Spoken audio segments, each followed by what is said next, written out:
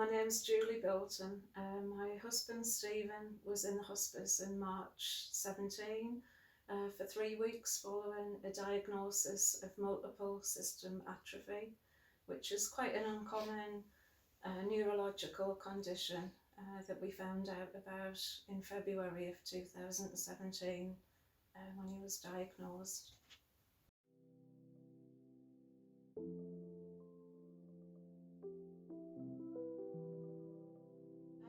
Stephen stayed in St Benedicts Hospice for 3 weeks, and we were referred to St Benedicts by Sam Bland, who was our palliative care nurse. She talked to Stephen when he was first diagnosed, and she suggested a short stay in St Benedict's to help with symptom management, and also to come under the care of the consultant, Dr. Mark Lee, who was very knowledgeable about MSA, which was such a relief to us because we didn't really have anyone to talk to who knew a great deal about the condition. So when Stephen went into St Benedict's, we were both quite apprehensive about what it would be like. It was an absolutely incredible place. The room was amazing, a large bright room facing the garden with a large ensuite. So all the facilities were there that we needed, but the most amazing thing was the staff, especially Mark Lee, who saw Stephen just about every day and chatted to him, listened to him, which was so important. He gave Stephen all the information that he needed to be able to cope with his illness. He tweaked his medication and monitored the medication. The nurses were absolutely brilliant. They're so well trained, highly trained, very committed staff.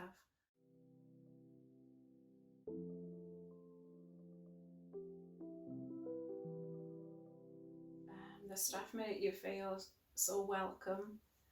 The room overlooked a bright garden, and there was a big television in the room. Stephen could have a drop of whiskey on an evening, which is what he enjoyed at home. The food was very good. He had a liking for pudding and custard that he never used to like at home. And St Benedict's just helped him to cope. Also, a big thing is that it's a centre for palliative care, so all the agencies are under one roof.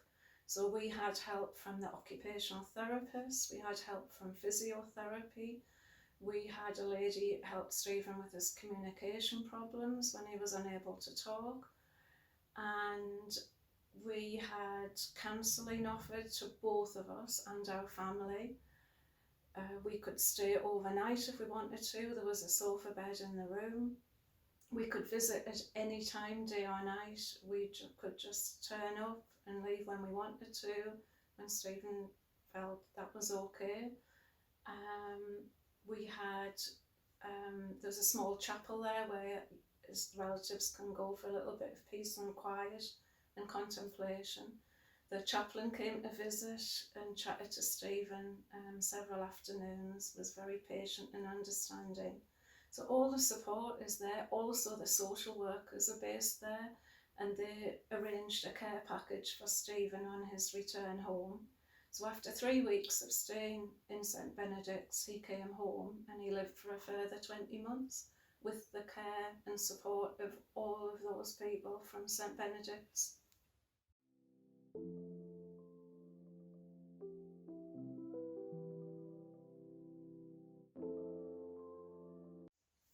I'd like to thank so many people, but particularly the consultant Mark Lee, who always listened to Stephen, had lots of time for him, answered all of his questions in an honest way, and treated Stephen with such dignity and respect. They had a laugh together over whiskey and football.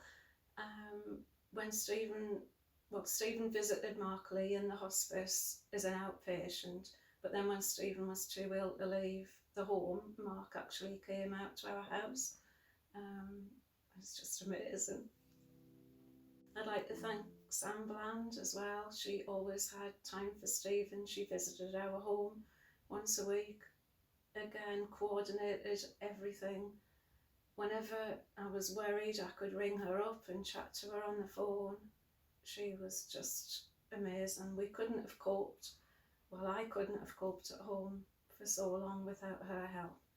Also, Stephanie, the OT, she was brilliant, organised a rise and fall chair for Stephen for his bedroom. People helped with the communication. They also coordinated with Sunderland Royal Hospital. They coordinated with the nutritionist, the speech and language therapy team. They were amazing. So many people contributed to Stephen's care and really helped. Also, the complementary therapist at St Benedict's, Sandra, she was amazing. She gave us both massages, and I can't remember, I think it was Michael who came out to our house. He massaged Stephen's feet when they were a bit painful. So just so many people helped in so many different ways. I'd like to thank everyone.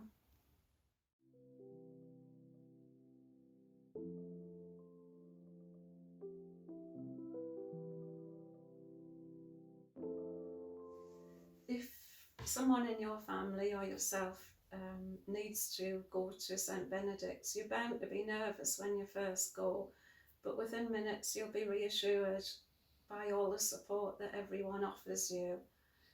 It's a place of hope and joy and reflection, and it's such a special place to be.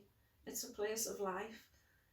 We enjoyed another 20 months together, Stephen and I, after his stay in St Benedict's. And Stephen always said that he had a good quality of life during those 20 months, and that means the world to us, to me and my family. It's such a comfort.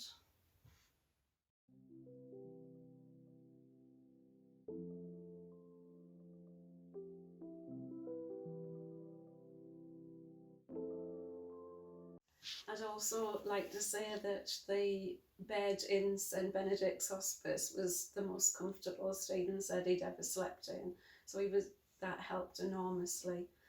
And I'd like to say a huge thank you to the patient transport drivers.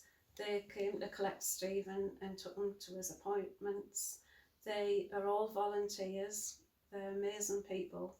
I remember one man helped Stephen when his blood pressure dropped when he was at the top of the stairs, and this lovely man held Stephen until he came round, and then we continued as normal. He was an amazing bloke.